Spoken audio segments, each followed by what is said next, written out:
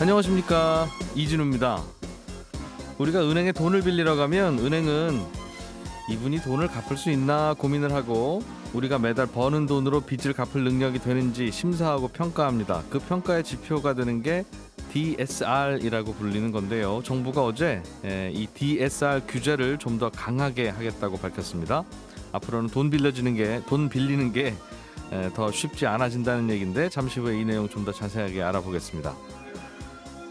SKIET라고 하는 기업, 배터리 분리막을 만드는 업체인데요. 공모주 청약이 어제 마감됐는데 여기에 몰린 돈이 80조 원입니다.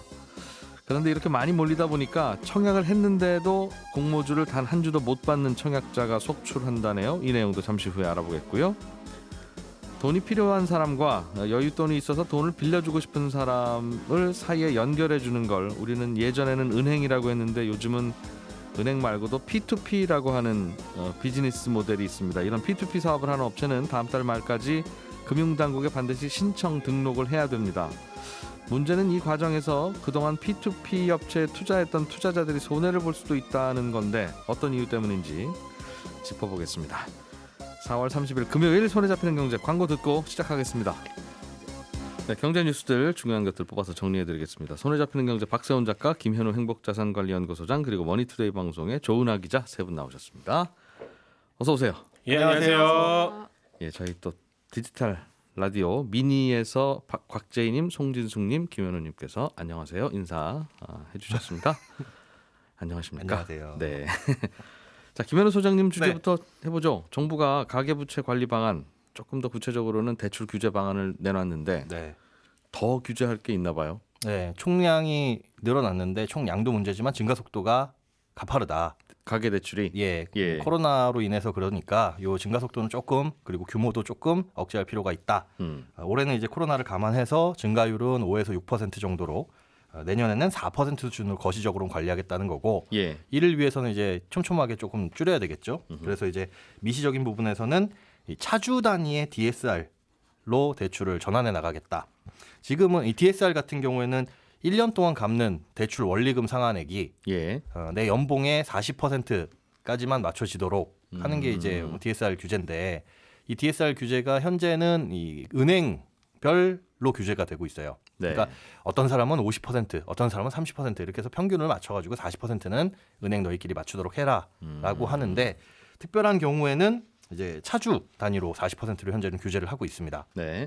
그런데 그 차주 단위로 차주라는 건 돈 빌리러 온 사람. 예, 돈 빌리러 손님. 온 사람, 예. 손님별로. 예, 손님별로 40% 규제는 현재 특별한 경우, 뭐 9억 초과 주택에 대한 대출이나 신용대출 1억 초과 뭐 이런 경우에만 보고 있는데 네. 이걸 점차 확대해 나가겠다. 근데 이제 점차 올해 7월, 내년 7월, 내후년 7월 이렇게 1, 2, 3단계에 걸쳐서 확대를 해 나가겠다. 그래서 내후년 2023년 7월이 되면 총 대출의 합계가 1억이 넘어가면 전부 다 개인별로 DSR 40% 규제를 적용을 받습니다.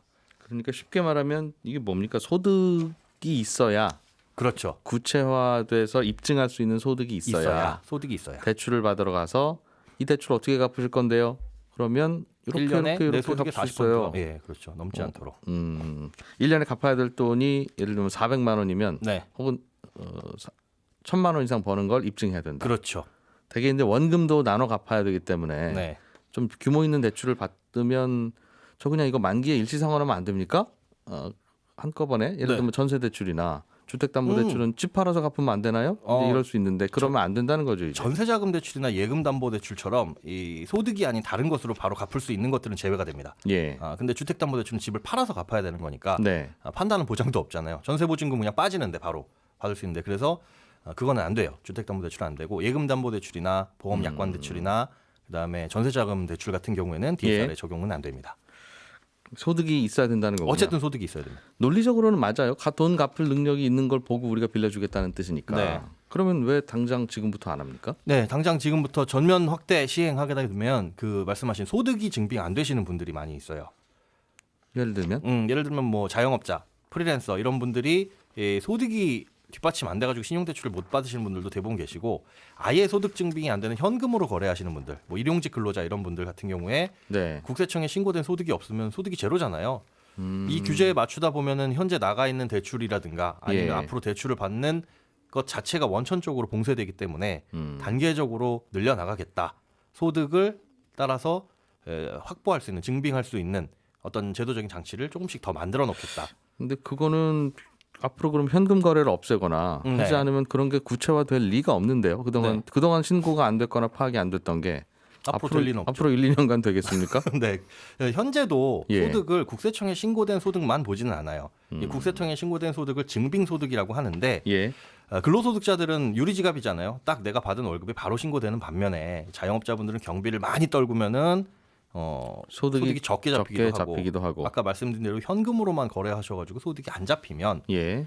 그런 분들 같은 경우에는 아예 진짜 대출이 안 나올 수도 있고 그래서 뭘 보냐면 인정소득이라는 걸 따로 봅니다. 네. 그러니까 신용카드 사용액이라든가 현재는 뭐 건강보험료 납부 이력 이런 것들을 봐요. 그래서 예를 들어서 한 달에 이분이 1년 동안 쓴 신용카드 사용액이 예. 2,500을 썼다. 그런데 연체가 없었다. 그 말인즉슨 어디선가 돈을 벌고 그 정도를 갚을 능력은 된다라고 볼 수 있는 거잖아요. 예. 그래서 최소한 2,500 정도 넘어가는 소득은 있으니까 그거에 준해 가지고 현재도 대출을 해주기는 하고요. 그다음에 아예 뭐 신용카드도 없고 그냥 진짜 소득도 안 잡히고 이런 분들이 신용카드 만들려고 은행에 찾아가면 안 만들어주냐? 또 그렇지는 않습니다.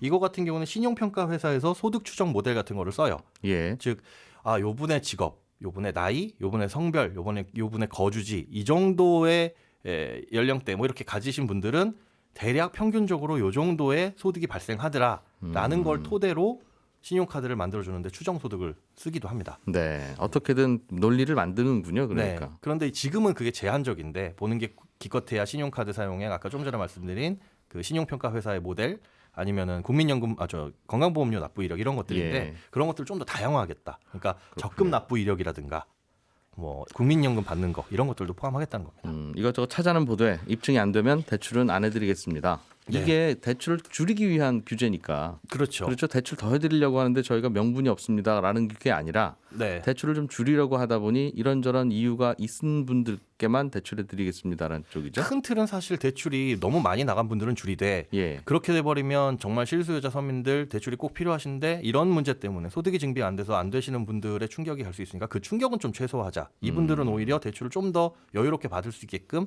앞으로는 소득 증빙을 할 수 있는 그 아까 인정소득이라는 부분 네. 이 부분을 좀 다양화하고 확대해 나가고 금융당국에서는 그건 좀 뭐가 있을까요? 유도를 하겠다라는 건데 그 지금 예시로 나온 게 예. 뭐 적금 가입 이력이라든가 이런 거예요. 그래서 지금 소득 증빙이 잘 안 되시는 분들 같은 경우에는 억지로라도 지금부터 알겠습니다. 따박따박 뭔가 넣으시는 게 좋을 것 같습니다. 4892님께서 이게 중요한 질문이네요. 지금 대출을 받고 있는데 네. 아마 그럼 올해 말이나 내년쯤 만기다. 네. 그럼 그 만기 지나고 나면 연장해야 되는데 그렇죠. 연장할 때는 이번에 만들어지는 규제가 적용이 되냐? 이게 1, 2, 3단계에 따라 달라요. 대출 규모가 얼마나 되느냐. 일단 이번에 7월 달에 올해 7월에 예. 적용되는 것 같은 경우는 규제 지역에 6억 초과 주택의 모든 대출, 그다음에 1억 초과 신용 대출의 경우에는 이 규제를 보고요. 예. 내년 7월에는 총 대출 합쳐가지고 2억이 넘어가게 되면 40%를 보고요. 그래서 만기 연장할 때 그만큼 한도가 줄어들 수 있겠죠. 그러네요. 예. 그래서 혹시 자영업하고 계시는 분이나 네, 아니면 나이가 들어서 은퇴해서 더 이상 직업이 없는 분도 있을 수 있잖아요. 네 그렇습니다. 그분들 돈 필요할 때 있고 뭐 팔면 갚을 수도 있고 예, 그런 분들은 의도적으로라도 신용카드를 좀 쓰셔야 되는 맞습니다. 신용카드 쓰시거나 입증을 해야 적금 가입 되더군요. 네, 저도 주변에 은퇴하신 분들이 대출 받으러 갔다가 세상에 나보고 지금 돈 없어서 대출 못 해주겠다고 하는 게 내 평생 처음이라고 네. 그런 얘기 또 하시는 분도 있더군요. 5월, 6월 달 가계 대출은 좀 증가하겠네.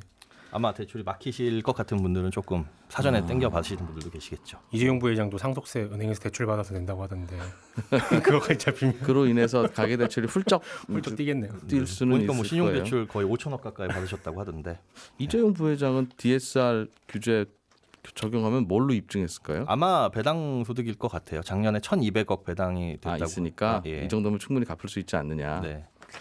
알겠습니다. 2292번님께서는 농부이신데 이러니까 소득 증빙이 잘 안 돼서 대출 받을 때는 항상 대출이 잘 안 됩니다 하는 말씀.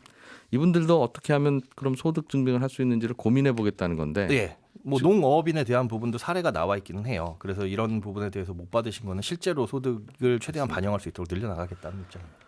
예. 이렇게 대출 규제를 깐깐하게 하고 합리적으로 하는 건 좋은데 이럴수록 공식적인 소득 많은 분들은 대출 잘 받을 수 있고 그렇죠. 항상 어려운 분들은 대출이 안 되고 네. 또 그러나 그게 또 현실이고 맞습니다. 그러니 참 고민거리예요. 예. 자, 조은호 기자 아이템으로 넘어가 보겠습니다. SKIE텍, IET 어떻게 부릅니까? SKIE 테크놀로지. 네. 예, 이 회사 공모주 청약에 81조 원이 몰렸습니다. 근데 한 주도 못 받는 경우는 왜 생겼어요? 일단 이 전체 청약 건수보다 배정된 물량보다 청약 건수가 훨씬 많았어요. 전체 청약 건수가 474만 4,557건으로 지난달에 상장했던 그 SK바이오사이언스 청약 건수보다 훨씬 2배 정도로 많았거든요. 건수라고 하면 계좌 트고 신청하신 분. 네, 맞습니다. 예. SKIET 입장에서는 이제 청약도 흥행을 했으니까 좋고 또 청약을 진행한 증권사도 수수료를 한 179억 원 정도 예. 그 정도씩 올렸으니까 서로 좋은 일을 했지만은 이게 기껏 투자를 하려고 청약을 넣은 분들 입장에서는 한 주도 못 받게 되는 상황이 발생할 수가 있으니 좀 예. 아쉽게 됐거든요. 이게 올해부터는 이제 개인들이 공모주 배정을 받을 기회를 늘리려고 균등 배정이라는 거를 적용을 했어요. 기존에는 돈 많이 넣으면은 예. 많이 받을 수 있는 그런 상황이었다면은 이제는 물량 절반 정도를 청약자들한테 골고루 나눠주는 이런 방식을 적용을 했던 건데 이번에 SKIET의 청약 건수가 균등 매분 물량이 267만 3,750주. 아까 말씀드린 것보다 한 2배, 절반 정도. 밖에 안 되죠. 예. 그렇다 보니까 이게 증권사별로 보면은 총 5곳이 진행을 했었었는데 이게 SK증권 한 곳만 빼고 나머지는 한 주도 못 받는 네. 그런 상황이 될 것 같습니다. 이게 지난달에 했던 SK바이오사이언스에 비해서는 공모 물량 자체가 적었다. 공모 물량 자체가 금액 자체가 적으니까 네네네 그렇겠죠. 그랬던 거였고 그런데 더 많은 분들이 몰렸군요. 쉽게 말하면. 네, 더 많이 몰렸고 지난달에 SK바이오사이언스 우리 청약하고 난 다음에 얘기하면서 이거 가족들 명의로 다 모든 증권사 다 돌아다니면서 받으면 받으실 수도 있습니다. 네. 그렇게 전해드리기도 하고 그랬더니 이젠 그때 만든 분들이 또 여기- 알겠어. 다음에 할 때는 그럼 그렇게 해야지 라고 생각하셨던 분들이 네. 많은 모양이야. 워낙 많이 몰려들다 보니까 이게 너무 많이 몰려들었던 뭐 NH투자나 삼성증권은 애초에 배정 물량도 적었는데 몰려든 사람 많아서 한 10명 중에 9명 이 정도는 거의 못 받을 것으로 보여요. 제가 네. 그 중에 한 명입니다. 아, 신청했는데 못 받으셨어요? 증권사 3개에 신청을 했는데 다 떨어졌어요? 다 이제 추첨으로 돌아갔죠. 이제 추천만 기다리셔야겠네요. 잘 나오면 그날 월요일에 발표죠. 3일날 발표. 네. 네. 점심 제가 쏘겠습니다. 잘 되면. 근데 여기 80조 몰린 게 제 계산해 보니까 10억 아파트 8만 채더라고요. 네? 작년에 서울 아파트 거래량이 8만 3천 채. 이게요 주식시장에서는 그래서 그 돈이 몰린 거예요 지금. 이번 주 초에 주식시장이 좀 불안하고 빠졌던 이유가 여기 청약하려고 일단 주식 팔아서 돈 빼니까. 돈 빼서 청약하고 다시 나오려고. 그렇죠. 그래서 다음 주는 주가 전망이 좀 괜찮다고. 그 돈 다시 돌려받으시면 또 내가 뭐 샀었지 그때 하면서 다시 사실 테니까 그런 전망도 하더군요. 우리 사주조합은 오히려 넘쳐서 남았다면서요? 이건 무슨 얘기입니까? 이게 사실 원래 우리 사주 조합 자체가 미달나는 경우가 많다고 해요. 아무래도 직원 수에 비해서 배정되는 물량이 좀 많다 보니까 원래 정해진 비율이 있죠. 우리 사주조합에 얼마 정도 주는. 네네 그런 게 있어서 이번에 우리 사주 조합 우선 배정 물량이 427만 주 정도인데 이게 공모가가 10만 5천 원 정도였기 때문에 이걸 곱하면은 전체 청약 금액이 한 4,492억 원. 직원들이 이제 4,492억 원을 갖고 와야 이제 나눠줄 그쵸. 수 있는 거죠. 근데 이게 지금 직원 수가 한 200명 수준밖에 안 돼요. 그러면 1인당 한 계산해 보면 20억씩은 넣었어야 된다는 얘기인데 사실 실제로 이렇게 하기 너무 어렵잖아요. 그래서 대부분 기업들이 이 청약을 할 때 우리 사주 조합은 많이 미달이 난다고 하더라고요. 그래서 이번에도 한 절반의 미달 나지 않겠냐 이랬었었는데 예. 30%만 미달이 났다고 해요. 근데 이것도 놀라운 게 돈을 그만큼 어디서 직원들이 구하셨을까? 다들 많이 했다는 얘기죠. 생각보다 한 8억 이상 정도는 했었어야 되지 않았나 싶은데 그래서 지난달에 가계대출 늘어난 게 또 이것 때문인가요? 영향이 직원들이 있었겠네요. 네. 돈 구하러 좀 다녀서. 그렇게 좀 미달이 많았는데도 어쨌든 이 30%를 이제 보통은 이제 기관 투자자한테 돌려주는 경우가 많았었는데 이게 작년에 일반 개인 투자자에게도 좀 많이 돌려주자 이런 예. 차원에서 최대 5%까지는 일반 투자자에게 배정을 하는 방식으로 개선이 됐었어요. 근데 이번에는 다시 또 이거를 기관 투자자한테 몰빵해 주겠다 뭐 이런 식의 이야기가 나오면서 좀 논란이 됐더라고요. 아직까지는 이제 이걸 상장을 주관하는 미래에셋이 아직 결정되지 않았다라는 입장이긴 한데요. 이게 일단은 3일에 발표가 나니까 그 전까지 좀 입장을 정리하지 않을까 싶습니다. 예, 다음 주 월요일에 뜨거운 것도 자꾸 따상 뭐 이런 얘기 너무 많이 한 것 같아요. 이건 확정이 아닌데 사실은 이게 뭐 이게 공모주면 특히 더 그냥 2배 오르는 건 기본으로 우리가 생각하다 보니 근데 그게 아닌데. 그게 아닌데 예. 생각해 보면 지금 모든 사람이 그렇게 배정 받으신 분이 그날 다 팔아버리면 예, 마이너스 37%까지 갈 수 있습니다. 36%까지. 예. 우리 사주 조합으로 받은 물량은 아니 무슨 빚을 내서라도 얼른 받아야지 최소한 2배는 오를 텐데라고 생각하시는 분들은 이상하게 느끼실 텐데 우리 사주 조합으로 받은 물량은 일정 기간 못 파는 기간이 있어요. 맞아요. 그러니까 이번에 받아서 바로 다음 주에 팔 수 있는 물량은 아니라서 직원들도 고민을 했을 겁니다. 6개월이나 1년 후에 팔면 과연 이 가격 나올까? 걱정하는 분들은 안 샀을 거고. 그래서 이제 퇴사를 고민하시는 분들이 예, 생기는 거죠. 퇴사하면 바로 팔 수 있다면서요? 그렇죠. 그래서 자기 회사의 미래를 좋게 보느냐 안 좋게 보느냐. 또 주가는 또 다른 거니까. 그럼 이번에 실패하신 분들도 추가로 받으실 수도 있는 거예요. 미래에셋이 어떻게 결정하느냐에 따라서 남는 우리 사주 물량을 개인들에게 돌리면 네, 일단 다 돌릴 수 있는 건 아니고 최대 5%니까 그중에 일부만 돌려지는 거거든요. 근데 예. 이 미달 물량 한 5%가 개인들한테 배정이 된다고 해도 사실 일반 지금 투자 공모주 청약을 넣으신 분들 입장에서는 체감은 크게 안 되실 수가 있어요. 따져보니까 지금 SK증권만 일단 기본적으로 그쪽을 통해서 하신 분들만 최소 한 주 플러스 추첨 네. 이 정도인데 여기에 이제 미래에셋증권 정도까지만 최소 한 주와 플러스 추첨이 확보가 되는 수준이라 나머지 증권사를 통해서 하신 분들은 해당 사항이 없습니다. 그걸 계산하신 거예요? 대충 계산이 됩니다. 그렇게. 대충이 제가 아닌데. 보기에도 관심 있으신 것 같아요. 조은하 기자도 넣었죠? 넣었다가 못 받았죠 제가 지금? 계좌가 다 이곳에 없어서 못 넣었습니다. 사실 관심은 있었지만은 할 수가 없었어요. 계좌 개설을 못했기 때문에 예. 실제로 이번에 이 계좌 개설이 좀 어려웠던 게 이 SK증권이 최소 한 주 그리고 이런 추첨 이런 좀 유리한 조건이 될 수밖에 없었던 게 계좌 개설이 좀 어려웠어요. 이게 이 증권사 같은 경우에는 20거래일 거의 한 달 정도 예. 이내에 다른 증권사에서 계좌를 튼 이력이 남아 있으면은 비대면으로 계좌를 개설할 수가 없고 무조건 지점에 가야 합니다. 아 그게 증권사마다 기준이 달랐어요? 조금씩 다른데 SK증권은 그런 기준을 가지고 있는데 지점에 가서 계좌를 개설을 하고 싶어도 할 시간 수가 없는 없는 게 분들은 못- 이번에 거의 뭐 새벽에 다 마감이 됐다고 하더라고요. 번호표 뽑고 이런 식으로 공모주 청약 바로 전날이었던 날 제가 마침 SK증권 갈 일이 있어서 지나갔었는데 예. 입구에 더 이상 신규 개설이 불가능하다라는 안내판이 딱 붙어 있더라고요. 네. 솔드아웃. 네, 솔드아웃. 오늘은 재료가 떨어져서 더 이상 영업하지 않습니다. 자, 김현우 소장님, P2P에 투자하는 분들이 앞으로 큰 손해 볼 수 있으니 주의하라는 소식인데 무슨 얘기입니까? 이 P2P라는 게 돈 필요한 사람, 돈 빌려주는 사람 연결해 주는 거잖아요. 예. 그런데 이게 워낙 초기에 난립하다 보니까 연결해 줄게요 하고 돈 받아서 나르는 업체들, 네. 사기 업체들도 있었고 예. 돈 받아간 거 빌려주는 게 제대로 이 신용 관리가 안 되는 위험들도 네. 있었고 그래서 쉽게 얘기해서 온투법이라고 온라인 투자 연계 금융업법이라는 걸 만들어서 니네 등록해라 자본금 요건 갖추고 뭐 인적 뭐 물적 요건 갖추고 시작을 해라 영업을 예. 이게 지난 8월에 법이 생겼고 예. 올해 8월까지 유예를 해줬어요. 음흠. 그런데 현재 여기에 충족하는 업체가 한 군데도 없다. 6개 업체가 심사를 보고 있는데 일단 나와봐야 한다. 그런데 만약에 등록 심사를 완벽히 하지 못하면 떨어지면 폐업된다. 폐업되면 예. 투자자들 너희 지금 손해 발생할 수 있으니까 미리 한번 알아보셔라. 안전장치가 있는지. 폐업되면 어떻게 해야 되는 거예요? 그 안전장치를 온라인 금융투자법에는 만들어 놓고 있어요. 그러니까 폐업하게 됐을 경우에 네. 이분 지금 대출 상환액, 이 원리금 상환액을 빌려준 분한테 나눠줄 수 있는 걸 누군가에게 맡기도록 이관하도록. P2P라는 게 예.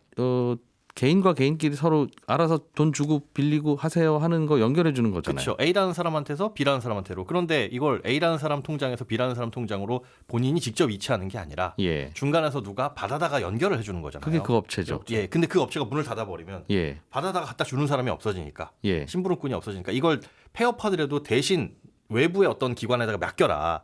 그런 안전장치를 해둬라라는 게 법의 명시가 지금 되어 있는데 음흠.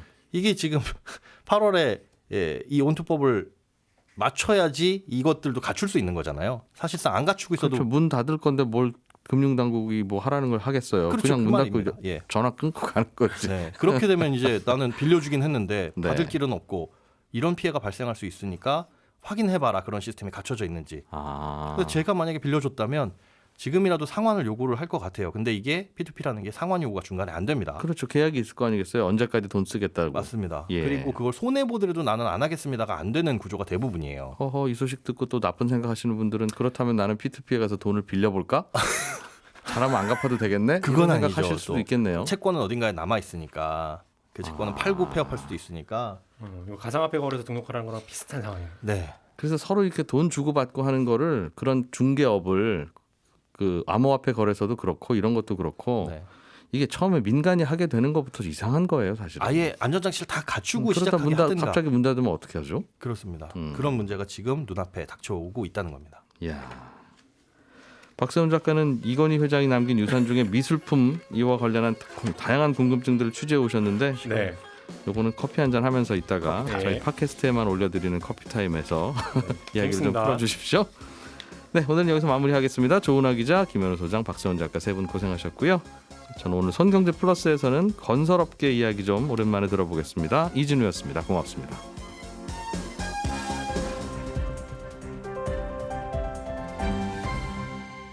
경제를 생각하는 사람들의 즐거운 습관. 이진우의 손에 잡히는 경제.